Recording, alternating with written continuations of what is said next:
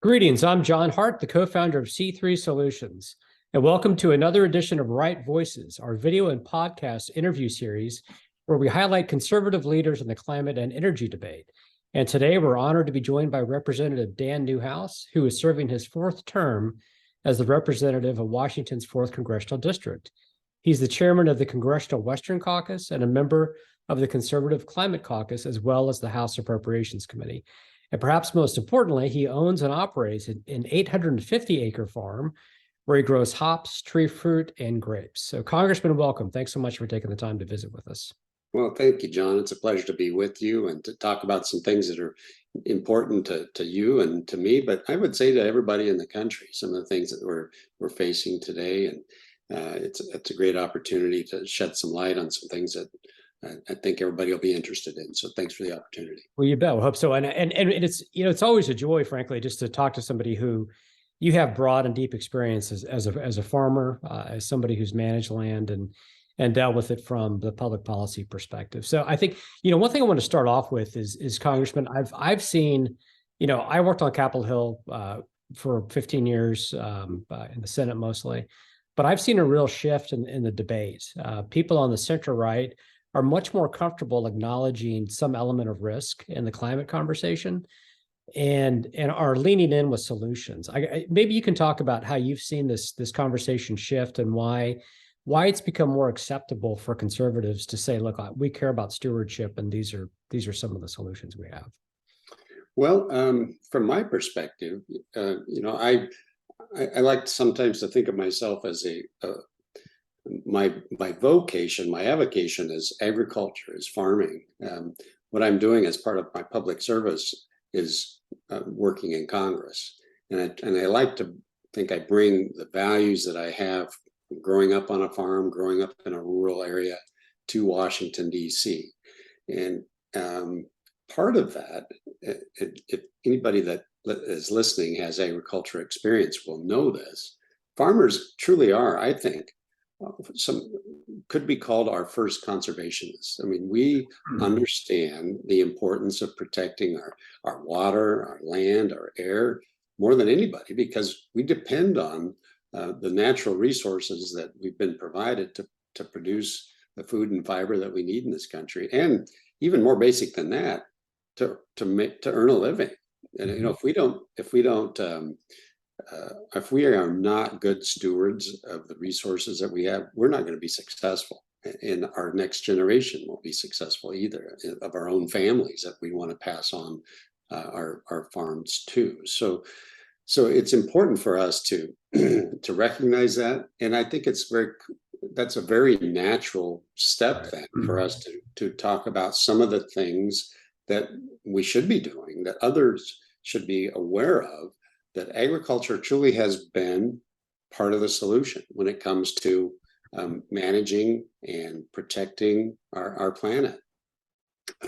So many of the practices that we've put into place over the years, and we continue to innovate and learn how to do things better, agriculture is at the cutting edge of that. And I want to make sure, John, that farmers get credit for that, that we are seen as part of the solution, instead of being pointed at as one of the problems that we need to fix, because I think we truly can point to our record and the things that we do as being beneficial for the environment.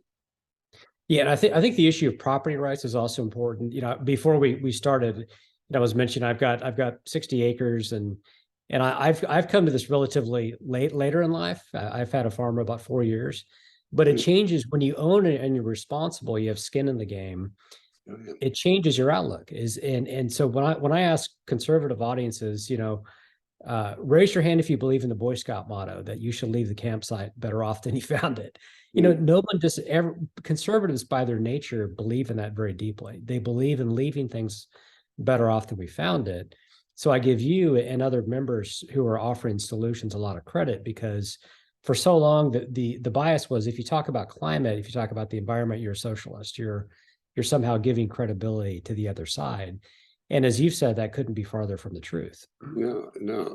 I truly believe that. The original conservationists, you look no further than the American farmer.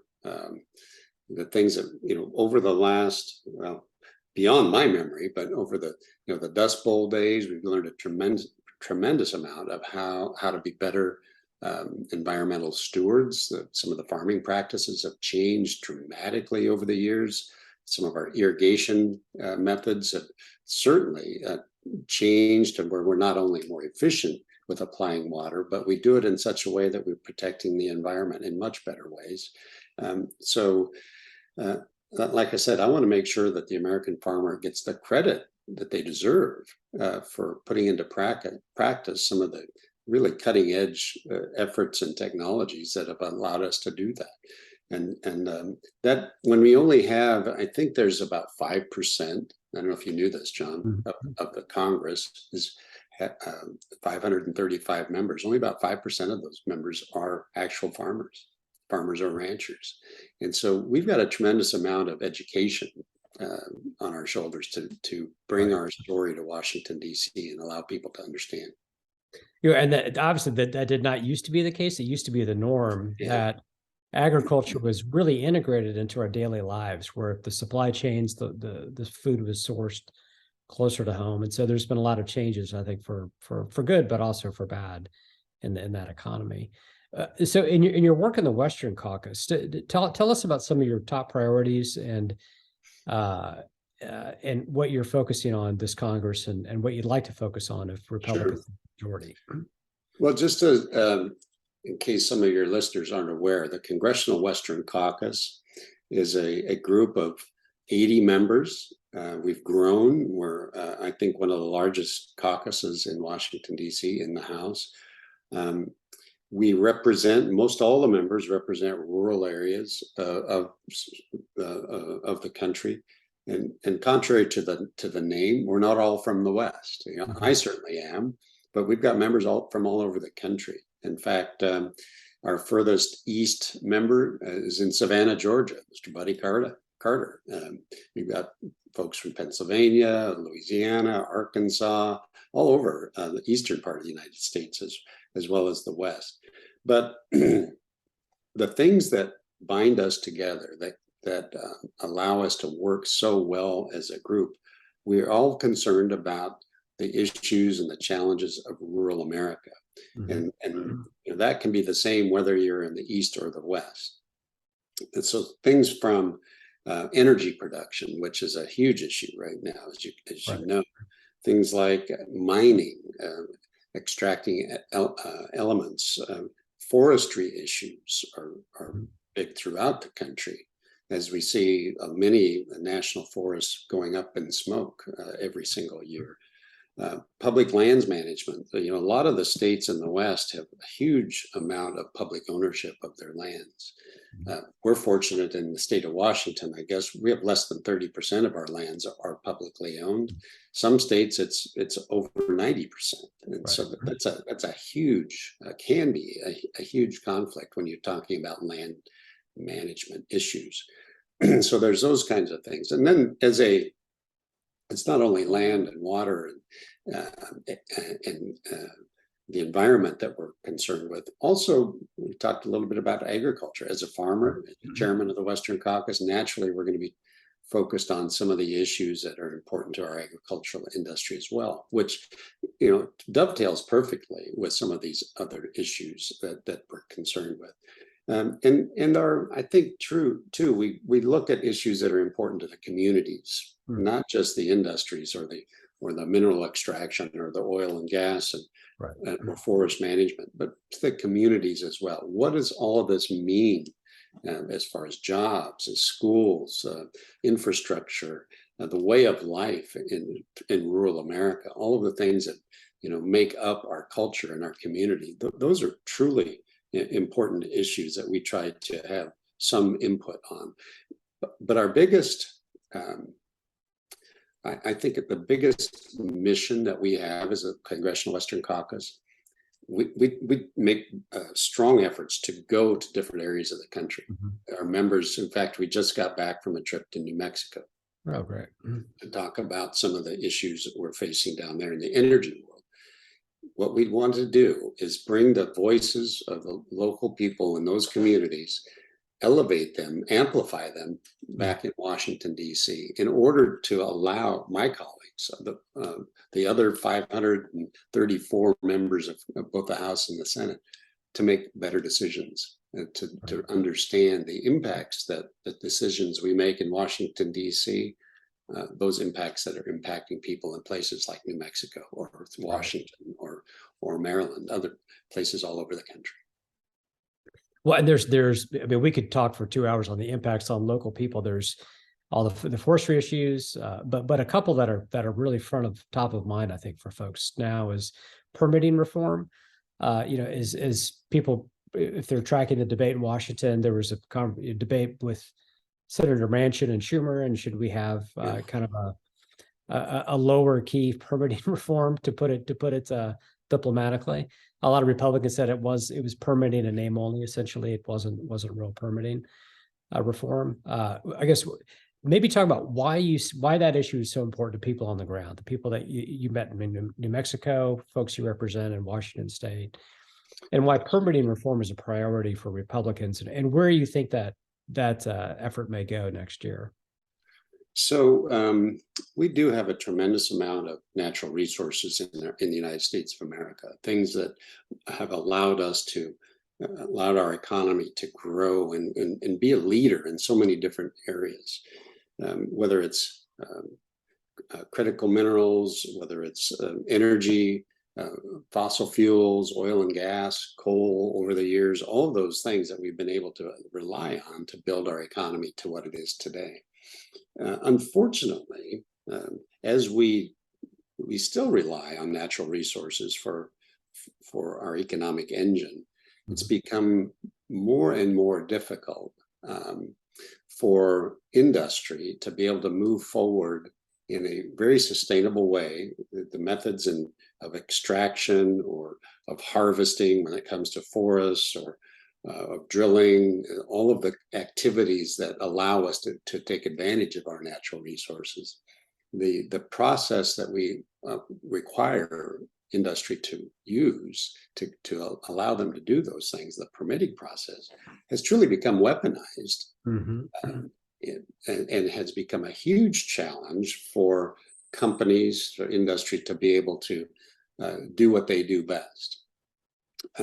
It can take, just in my own state of Washington, there was several examples of mining projects that have taken up to 20 years of a permitting process before the companies get their answer.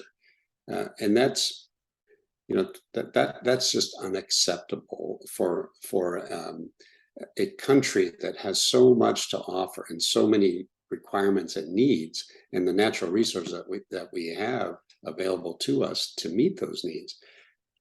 We cannot move forward. We cannot prosper if we're putting that kind of a challenge in front of our industries. Right. And so I'm not saying, and we're not as Western Caucus saying that we need to lower the bar on environmental requirements. We certainly want to be good stewards, as we talked about earlier, of our land and water and air. Absolutely.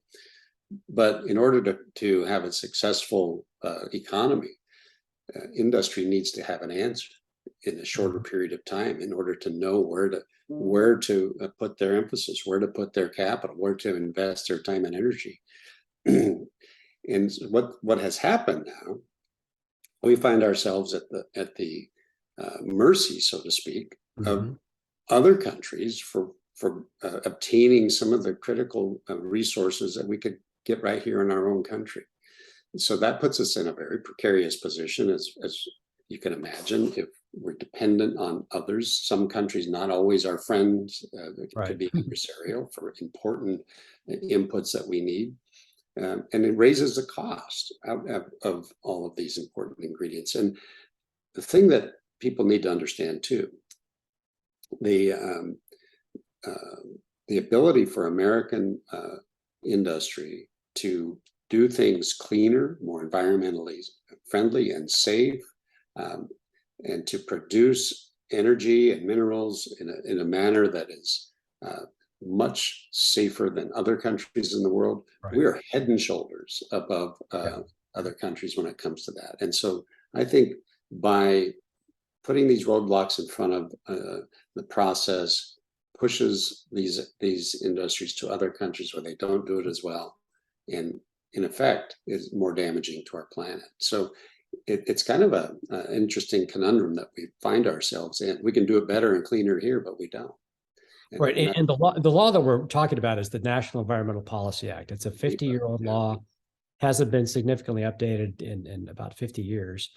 And just to focus on the critical mineral and international aspect is we're talking about renewable, clean sources of energy, right? In some of these cases, we're talking about giving American companies access to the minerals needed to produce batteries for electric cars, solar panels. Is that the case, Congressman? Or absolutely, a lot of the things that we are needed for the new CO2 world that we're looking at, right? That a lot of people want to move to, that carbon neutral industry. We have the minerals right here in the United States. The different critical minerals, many of them are right here. If we would utilize them, if we'd allow the use of them. I like to say this is kind of puts whether it's energy or minerals, the solutions that we have are right here in our country, underneath our feet, right under our feet. And we can do it better than anybody else if we'd allow an industry to do so. Well, another supply and demand issue that's been in the news, obviously, is OPEC. The Biden administration is furious that OPEC decided to cut production of oil, and they're concerned that's going to raise gas prices. It's going to cause inflation to go up even higher.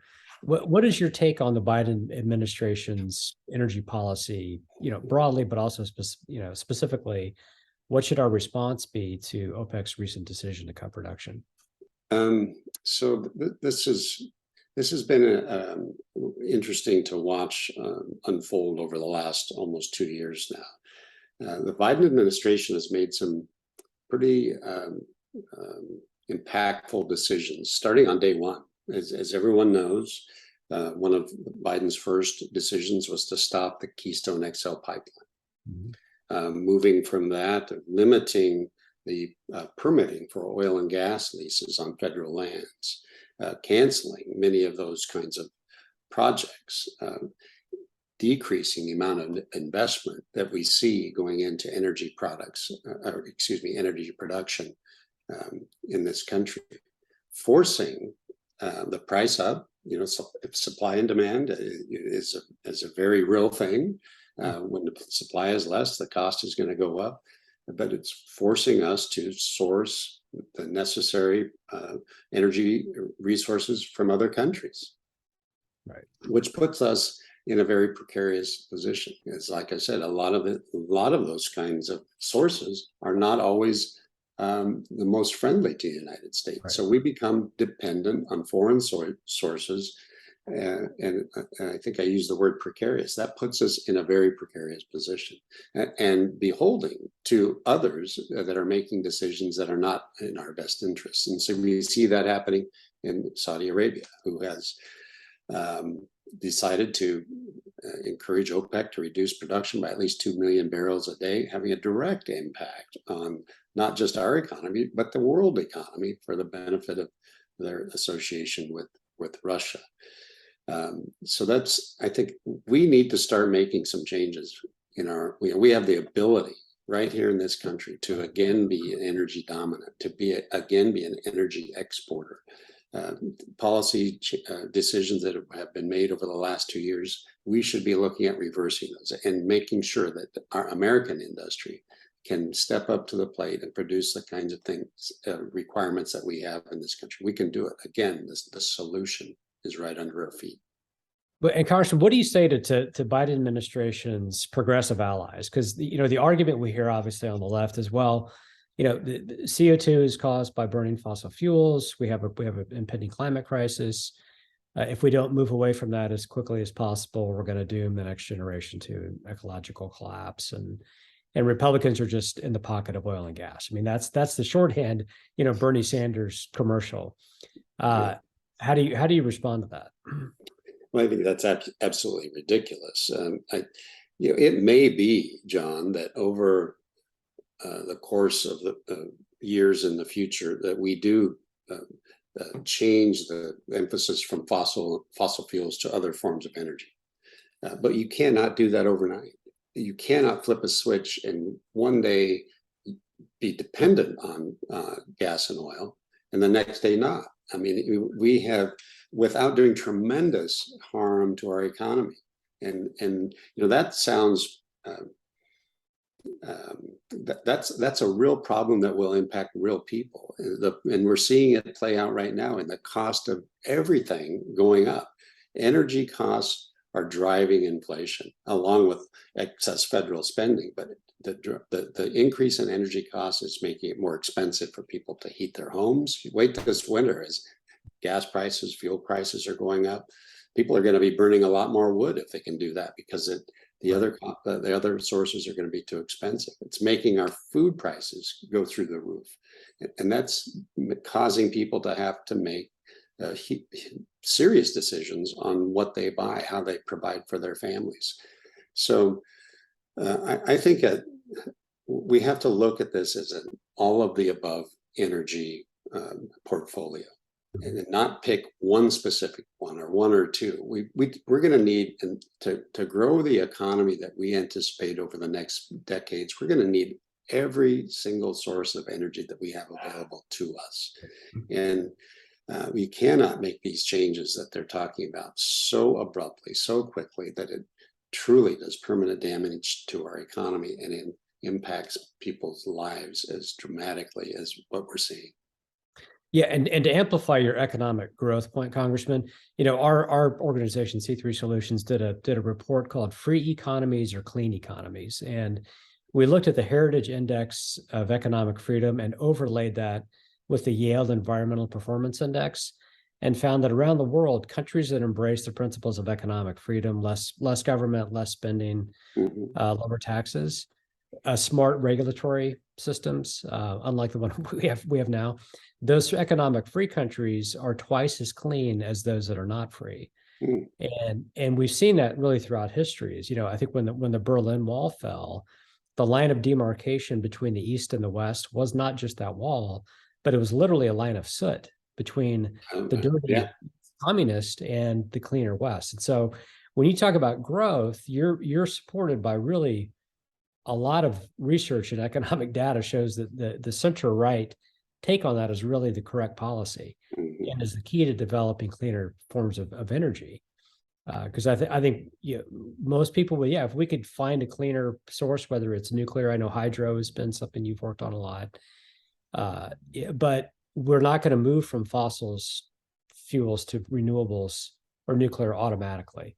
I think we've gone from 84% reliance on fossil fuels to 80%, if I'm getting the number right. But the point is, there's been a small incremental move towards different forms of energy, but we have a lot of work to do.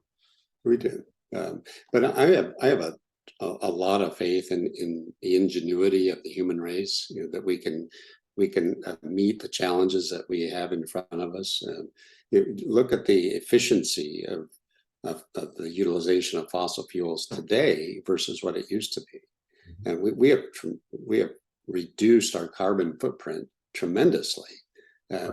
And I can't give a lot of that credit to government regulation. It's in spite of government regulation that we've been able to do that. And so I think that we have a bright energy future if we're smart about it. You brought up hydropower. In my part of the world, the Pacific Northwest, we are blessed with a system of hydroelectric dams on the Snake and the Columbia rivers that produce, in my state, provide us with about 66% of our electricity needs. In fact, a lot of at times of brownouts and shortages and blackouts in California, a lot of that power is exported south to help with their situations. And so, but that's the benefit that we have in the Pacific Northwest. But contrary to common sense, there are a lot of people saying that we need to breach those dams, that we shouldn't be utilizing that they need to come out, which, like I said before, going forward, we're going to need every single kilowatt that we can produce and then some. We need to be building more hydroelectric dams. We need to be looking for more sources of electricity, not less. Yeah, and just one final question is, the situation in Ukraine is very volatile right now. And I think there's some energy lessons to be taken from there, where Europe has tried to move very quickly, to renewables. But to your point, you talked about American ingenuity, and we do things cleaner and better. American gas, I think, is 40% cleaner than Russian gas. Mhm.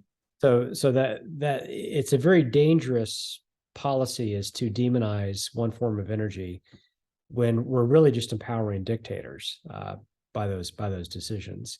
What is your outlook on? Do you feel optimistic that the situation in Ukraine will calm down soon, or? Well, I hope so.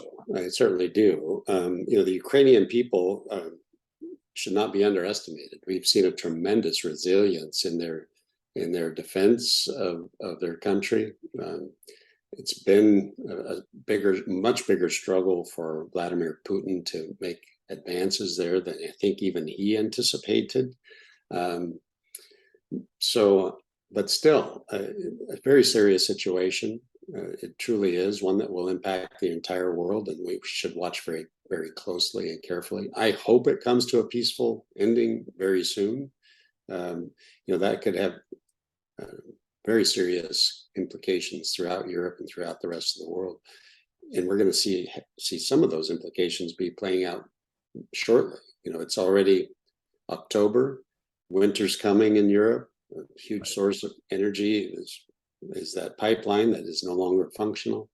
Some of the things that we were just talking about the dirtier forms of energy, we're going to be seeing, because I've heard of stories of people now storing up firewood for the winter. So we're going to see a lot more wood burning to try to keep homes comfortable. We're going to see huge impacts, but we need a peaceful solution in Ukraine. Hopefully Vladimir Putin sees that as well. Well, Congressman, I commend you for trying to get energy policy right, because it has very profound impacts on people's lives, in America and overseas, and it affects our security, our economy. So thanks for your time. We'd love to have you on again, hopefully next year if you're in the majority, or even if you're not in the majority, we want you to come back on. But I'm feeling pretty good about Well, we do have this thing called an election coming up in about a month or so, and but no, very, very much enjoyed talking about some of these important issues with you, John.